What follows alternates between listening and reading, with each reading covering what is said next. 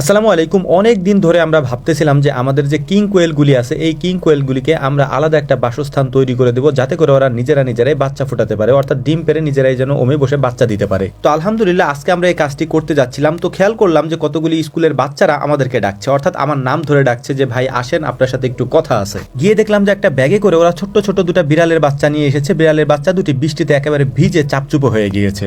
ওদেরকে আমি চিনি, ওরা আমাদের পাশের গ্রামেই, বিকালে ওরা এখানে পড়তে আসে। আমি ওদেরকে এসেই জিজ্ঞেস করেছিলাম যে তোমরা এই বিড়ালের বাচ্চা দুটি কোথায় পেয়েছো? তো ওরা আমাকে বললো যে বিড়ালের বাচ্চা দুটি রাস্তার পাশে ডাকতেছিল, একেবারে ভিজা অবস্থায় ছিল, তাই আমরা একটা ব্যাগে করে আপনার কাছে নিয়ে এসেছি। আমি ওদের কথা শুনে খুবই অবাক হয়েছি, কারণ ওরা 1-2 ছাত্র। ওদের মধ্যে আল্লাহ তাআলা এই বুদ্ধি দিয়ে দিয়েছেন, এই বিবেক দিয়ে দিয়েছেন যে এই ছোট্ট বাচ্চাগুলি রাস্তার পাশে বসে কান্নাকাটি করছে, অর্থাৎ ভিজতেছে, ওদেরকে একটা বাসস্থানের দরকার। ওরা আলহামদুলিল্লাহ আমাদের কাছে নিয়ে এসেছে, কারণ ওরা জানে যে এখানে নিয়ে আসলে ওনারা একটা ব্যবস্থা করবেন। আমি ওই ছোট্ট ছোট্ট বাচ্চাদের জন্য মন প্রাণ খুলে দোয়া করেছি, আতাল্লাহু উমরহু ওয়া বারাকাল্লাহু ফি হায়াতি। তো যাই হোক, আলহামদুলিল্লাহ ওদের কাছ থেকে এই বাচ্চাগুলি নিয়ে তারপর সুন্দর করে মুছে আমি বাড়ির ভিতরে দিয়ে এসেছি, কারণ আমাদের পরিবারের সবাই বিড়াল পছন্দ করে এবং আমরা বিড়াল পালি। সেটা আপনারা আমাদের অনেক ভিডিওতে হয়তো দেখেছেন, আমাদের এখানে অনেকগুলি বিড়াল রয়েছে। বিড়ালের বাচ্চা দুটিকে ভেতরে দিয়ে এসে আমাদের মূল যে কাজটা রয়েছে সেটা হচ্ছে যে আমাদের এখানে যে কিং কোয়েলের আমরা ঘরটা তৈরি করবো, অর্থাৎ ঘর তো আমরা আগেই তৈরি করেছিলাম। এটার মধ্যে আমরা দিব হচ্ছে কাঠের গুঁড়ি। এটা মূলত ওই ধরনের কাঠের গুঁড়ি না, একটু বড় টাইপের কাঠের গুঁড়ি, যেটা আমরা সংগ্রহ করে রেখেছিলাম। এইটা আমরা প্রথমে দিয়ে দিয়েছি। এরপর মূলত হচ্ছে এখানে আমরা কিছু খাবার পাত্র দিয়ে দিব।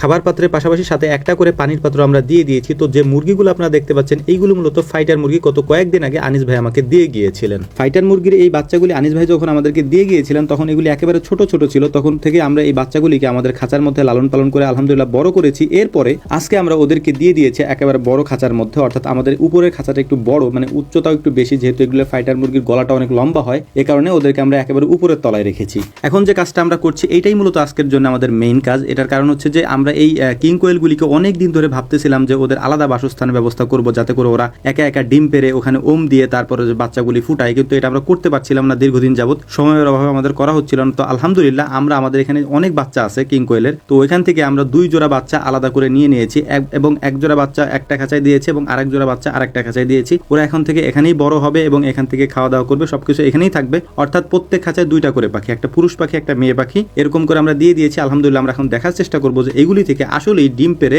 ওম দিয়ে নিজেরা বাচ্চা ফোটায় কিনা। আলহামদুলিল্লাহ আমাদের বাজিগর পাখিগুলো বেশ ভালো ডিম দিচ্ছে এবং বাচ্চাও উঠতেছে এর থেকে বেশ ভালোই। আমরা এগুলি যদিও আপনাদেরকে ভিডিওতে তেমন একটা দেখাই না, তো মাঝে মাঝে আমরা দেখানোর চেষ্টা করি ইনশাল্লাহ। তো একটা গুরুত্বপূর্ণ কথা আপনাদেরকে বলে দিই, সেইটা হচ্ছে যে আমাদের সাথে যারা দেখা করতে আসেন, আমরা ভাই সব সময়ের জন্য খামারে থাকি না। তো আমাদের সাথে যারা দেখা করতে আসেন, যেখান থেকেই আসেন আমাদের সাথে যোগাযোগ করে তারপরে আসবেন। আমাদের সাথে যোগাযোগ করে না আসলে হয়তো আপনার সাথে আমাদের দেখা নাও হতে পারে বা না হওয়ার সম্ভাবনাই বেশি। তো আলহামদুলিল্লাহ সব কাজগুলি শেষ করে মাছের খাবার দেওয়ার সময় মাছ ধরার ট্রাই করতেছিলাম। তো একটা মাছ ধরেছিলাম, অনেক বড় সাইজের একটা পাঙাশ ধরেছিলাম, কিন্তু মাছটাকে আনফরচুনেটলি আমরা রাখতে পারিনি। তো যাই হোক আলহামদুলিল্লাহ, আমাদের জন্য দোয়া করবেন। আসসালামু আলাইকুম রহমতুল্লাহ।